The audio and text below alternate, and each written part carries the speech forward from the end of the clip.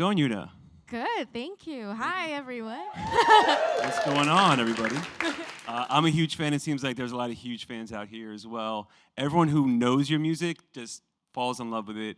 And now it's all about just letting the rest of the world know, I would say, you know? Yeah, pretty much. Absolutely. You have such a strong fan base, though. I think that's one thing that people really see.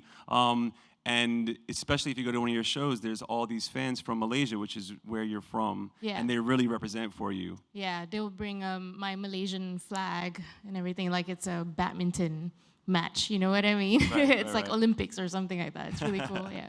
And for people that don't know, so when did you come over to America and relocate here?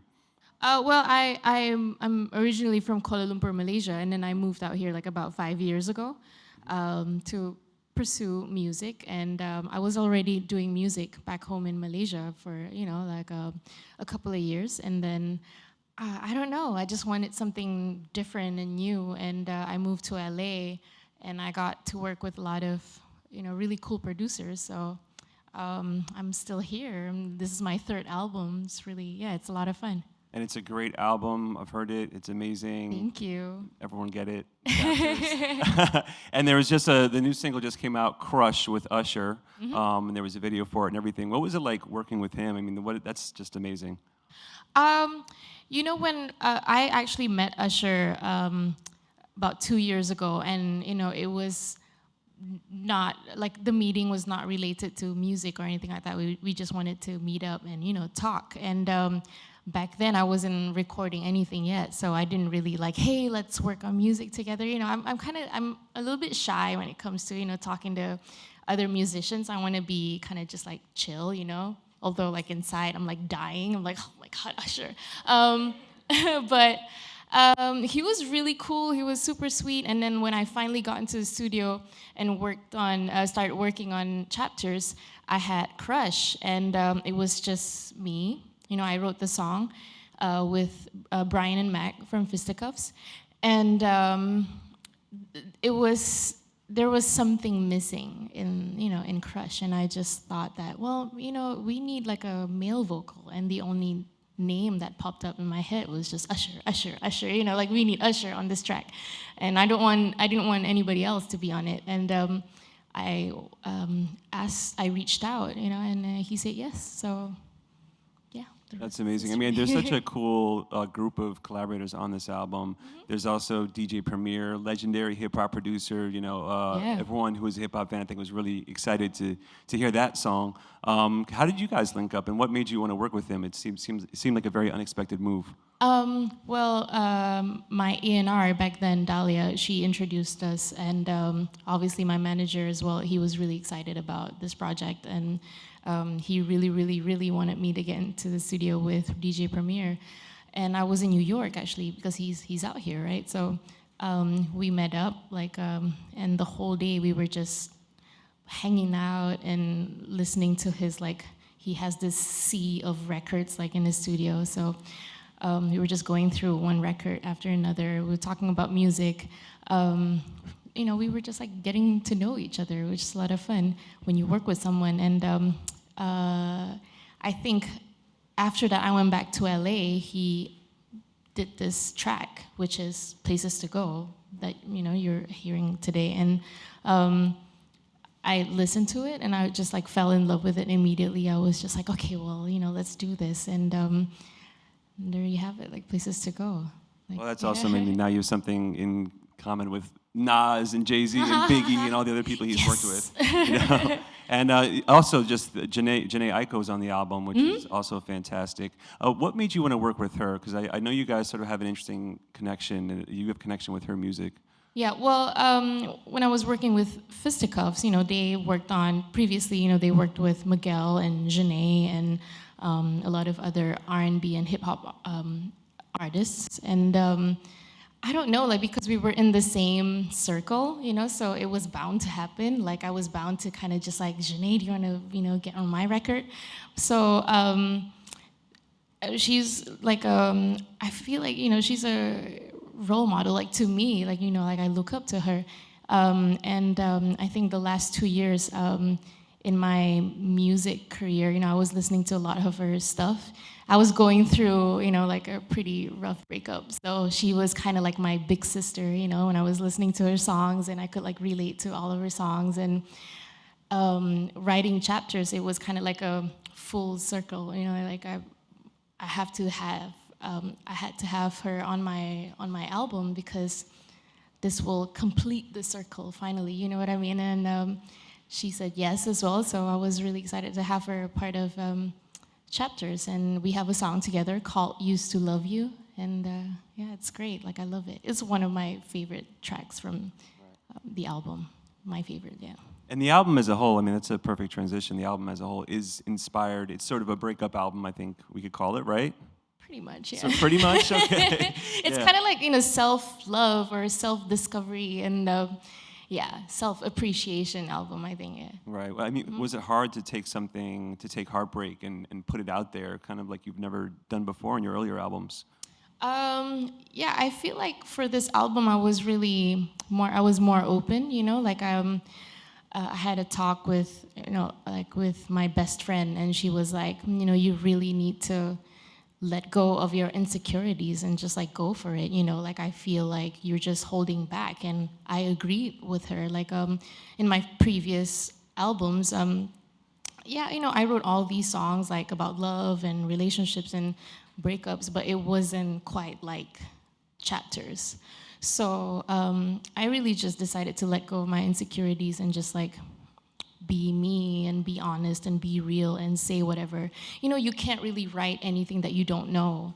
So for me, like, okay, well, this is how I feel, like I've been through this, and I'm gonna write about this. So yeah, I feel like it's more of me like becoming myself in this album. So yeah. Well, the result is definitely a great album, so congratulations. Thank you, I appreciate it. And going back to Malaysia before you came over here, you were actually in law school before that, before music, right? So that's such a mental switch from left brain to right brain. If you were getting your law degree and trying to become a lawyer, and what made you want to switch to music, and what made you make that career change? Wow. I've always been into music since I was really, really young.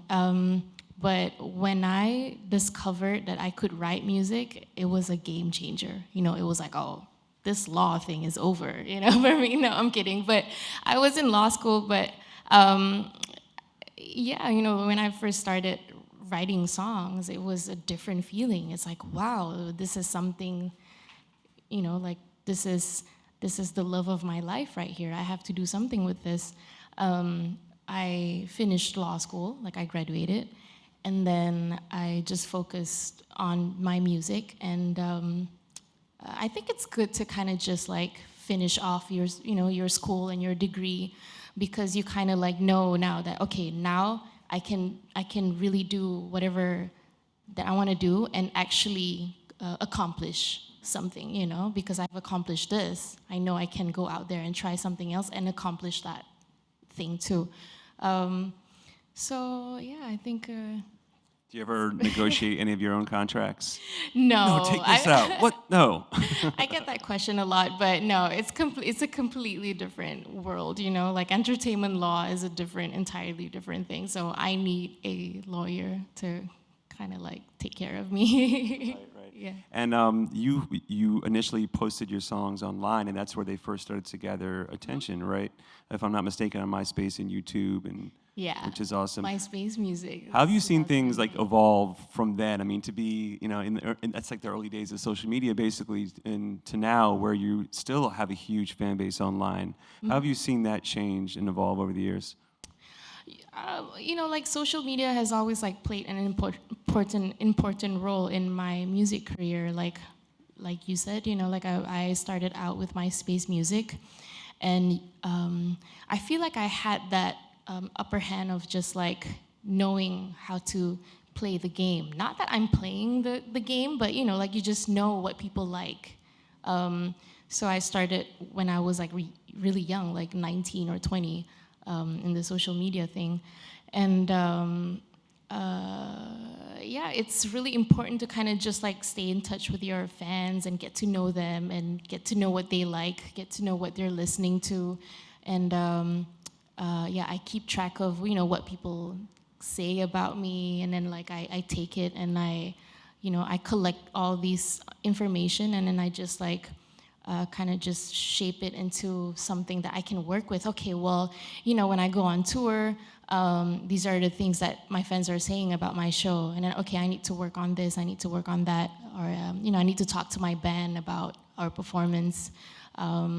So yeah, social media plays an important role, like especially also when it comes to like promoting new music and stuff like that. And I try to put out new things every now and then.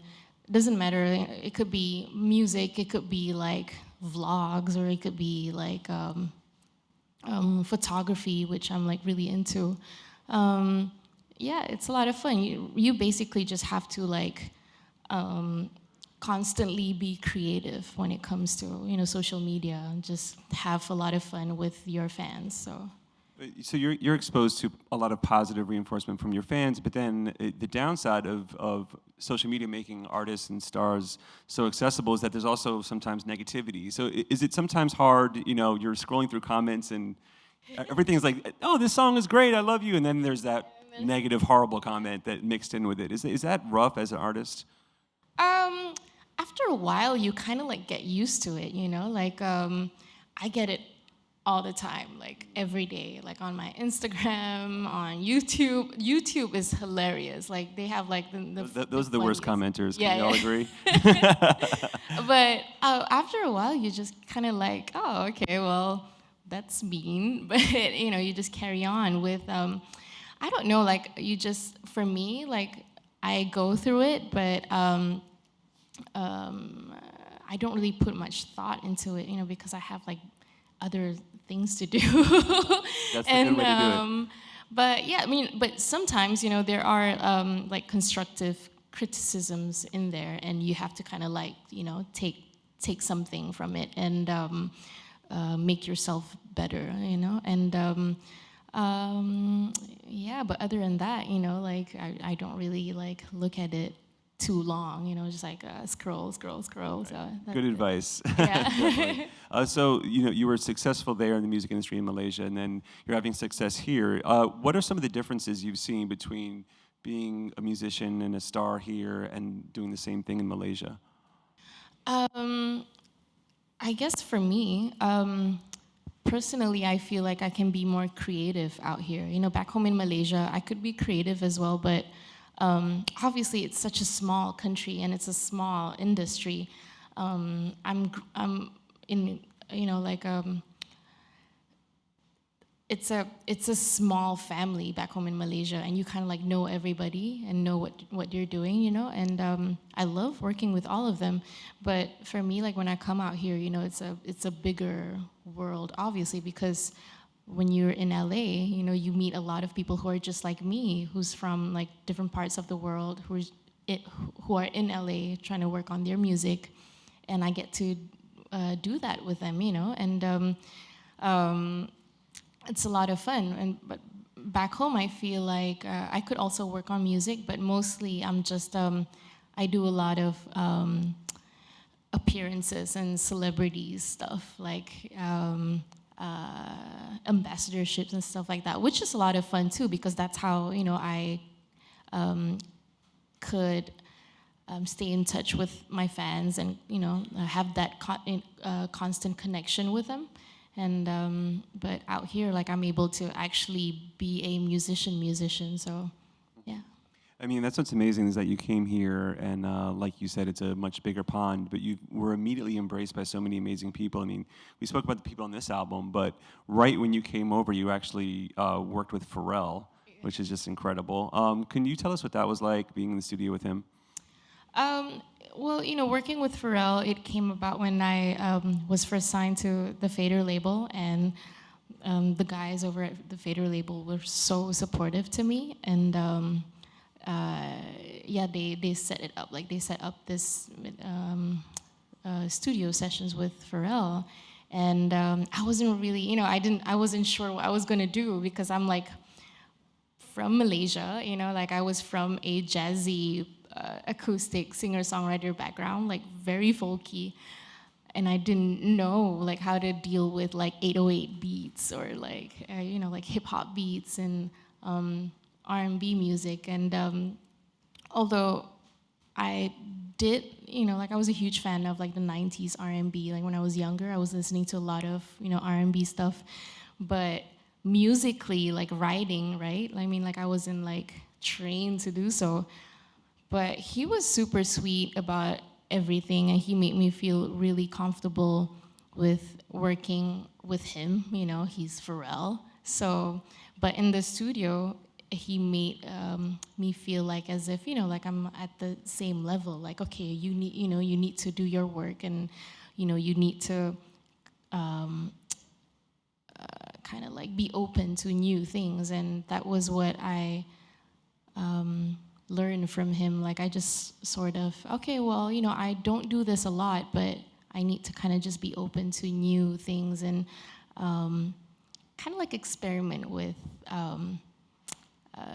things that I wasn't familiar with. So yeah, that was working with Pharrell. Yeah. Did that end up opening a door for you? Because you did start with this much quieter sort of folk pop music, and then you've really gone, in this album, you know, it's edgy R&B, it's like alt R&B, you could call it. And it's if you look back on the way your sound has evolved, did some of that start with Pharrell?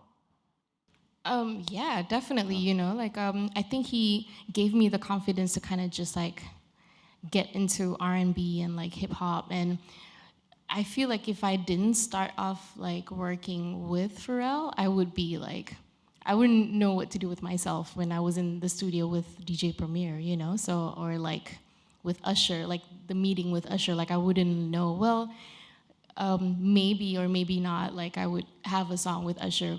But instead, you know, like meeting him, I'm like, yes, like one day I am gonna have a song with Usher, you know. So it changed my the way I see things when it comes to music. Like, okay, now I'm able to kind of just get into R&B and like work with different producers and regardless of their background, you know. And yeah, that definitely changed the game for me. Yeah.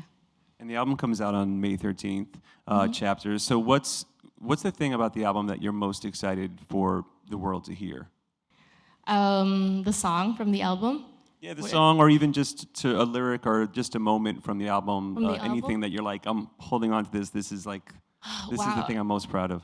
Yeah, the thing is like we finished recording the whole album like around end of last year, you know? So I was like, okay, well, the album's gonna come out February. I'm excited. So I was telling everybody, yeah, it's gonna come out in February. And then no, it's gonna come out in May now. So I was ready, you know, like we had everything ready. Like we even shot a lot of videos. So I think what I'm most excited about is I created this whole thing called Chapters Films. And basically, we released the first one for Places to Go. So it's kind of like an experimental like video. It's not like a music video, but I just wanted to tell like a story that would go with the songs, you know. And I started working on the videos, I think like a year and a half ago. Like as soon as we started recording, I was already working on writing these short films, kind of. So it's like something like a visual to go with the music, but it's not like your typical like music video. It actually has like a story that you can kind of just like, oh, okay, well, Yuna is talking about this song in the very beginning, and then I get to listen to the song, you know, for the rest of the video with visuals, you know, to go with it. And I think that's what I'm excited about. Like we shot like 6 videos, I think. So the first one was for Places to Go, which was launched or premiered like about 2 months ago. So yeah. Mm-hmm. And I hate to make a bad pun, but after Chapters, what's the next chapter after that for you?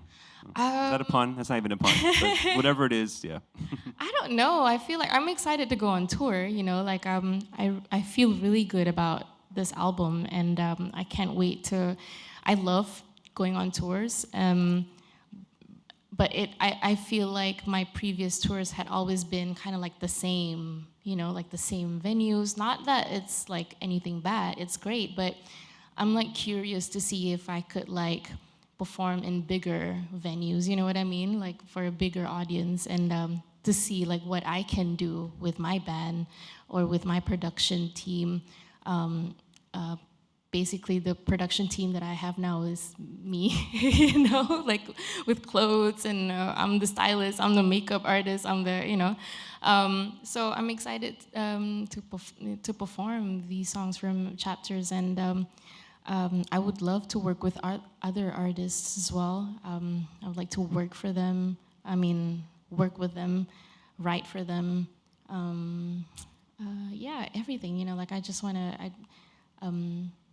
to continue this momentum, and yeah, keep this momentum going, yeah. Absolutely. We're going to open it up to some audience questions. Hi. Hi. Thank you for being here. Oh, thank you for coming, yeah. Since you said you've worked with Usher and Janae Aiko, do you have any other artists that you like to work with? And do you wish to have any other artists for future albums? I'm sorry, future albums? What do you mean? For future albums, who would you like to collaborate with? Wow, I have a long list of people I want to work with. So I was at Coachella this past weekend, and I saw Sia perform, and I forgot how amazing she is. So I want to work with Sia, definitely. Beyonce, duh. I want to work with Beyonce. So who else? I've always been a huge fan of Coldplay, and like I would love to work with Chris Martin. Who else? Wow. Oh yeah, my best friend Dee Dee told me, who you should work with. Missy Elliott. So I'm just putting it out there. Like, yeah, Missy Elliott, yeah. That's a really good wish list. Yeah. Can we make Beyonce Yuna happen? Universe, can we make that happen, please? Next question. Hey, thank you for being here. I'm curious what your writing process is like. When you said this is a sort of a breakup album. Yeah. So when you find inspiration, do you just keep it in your head, or do you try to jot it down? And when you find time to work on it, how do you find yourself writing your songs? Wow. I think, you know what though? I think when I write stuff, it's either I'm in the studio with the producer, or I have a verse in my head already. It's so weird. I don't know how. Sometimes when I go to sleep, even when I'm dreaming, I have lyrics in my head. It's so weird. And then I wake up and I remember them. I'm like, oh yeah, this was in my dream last night. So it's just really weird. Some supernatural thing is happening, It's a very efficient use of sleep. Yeah, Your sleep is more productive than my awake time. Yeah, so what I do is when I wake up, I immediately write them down. And this was actually from one of my songs called Lanes. And I actually have the verse in my head for about a month and a half. And it was just in my head, and I didn't do anything about it until I went into the studio with Robin Hannibal from, he worked on Rye. He's Rye. Nocturnal and yeah. And Quadron. And he played me the track that he was working on. And I was like, oh my God, now, I can definitely apply this song that's been stuck in my head for a month and a half, and just sing to the song.